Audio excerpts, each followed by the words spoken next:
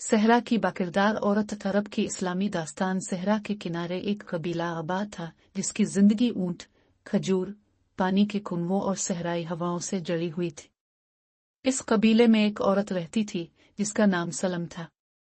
सलम के वालिद चरवाहे थे और उनका खानदान हमेशा दियानतदारी और सच्चाई के उसूलों पर कायम रहा। सलम बचपन ही से बावकार, संजीदा और खामोश तब थी। वो रोज सुबह सवेरे उठती, घर की सफाई करती, पानी के मशकीज़े भर कर लाती और वालिदैन की खिदमत करती। इसने कभी किसी काम से गुरेज न किया।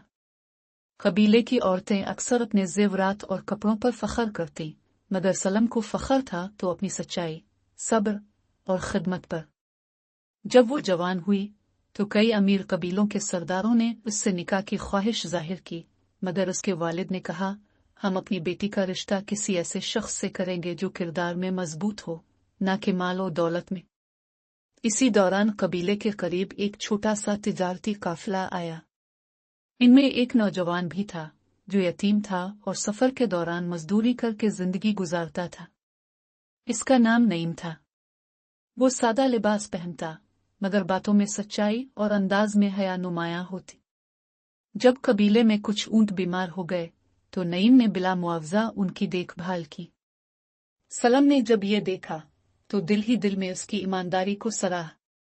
कुछ दिन बाद नईम के काफिले ने वापस जाना था। कबीले के बुजुर्गों ने मशवरा किया कि क्यों न नईम को वहीं रोक लिया जाए। सलम के वालिद ने इससे बात की। नईम ने कहा, मुझे माल की लालच नहीं, अगर आप मुझे अपनी बेटी की खिदमत का मौका दें तो मेरे लिए यही इज्जत काफी होगी। यूं सलम और नईम का निकाह हो गया।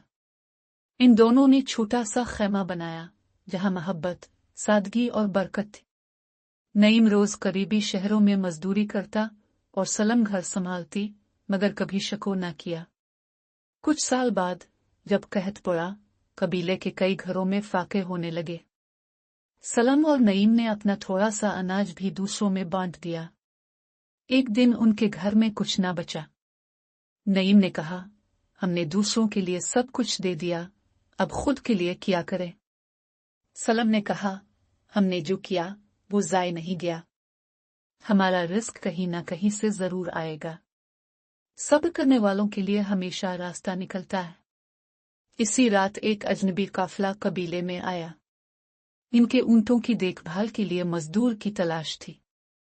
काफिले के सरदार ने नईम को काम पर रख लिया और इतनी उजरत दी कि वो कई महीने का खर्च पूरा हो गया।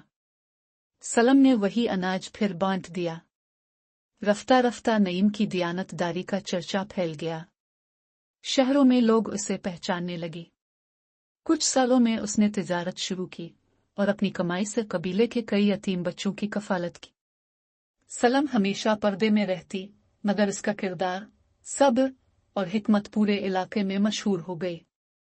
औरतें इससे मशवरा लेने आती और वो उन्हें बताती, अगर तुम्हें इज्जत और सुकून चाहिए तो अपने किरदार को संवारो, जुबान को नरमी दो और दिल में दूसरों के लिए खैर रखो। एक दिन एक नौजवान औरत रोती हुई इसके पास आई और कहा, मेरे शौहर सख्त मिजाज हैं और मेरे साथ अच्छा सलूक नहीं करते। सलम ने कहा, बर्दाश्त, नरमी और वक्त, ये 3 चीजें किसी भी रिश्ते को संवार सकती है। अगर तुमने शिकवे की जगह दुआ दी तो दिल बदल सकता है।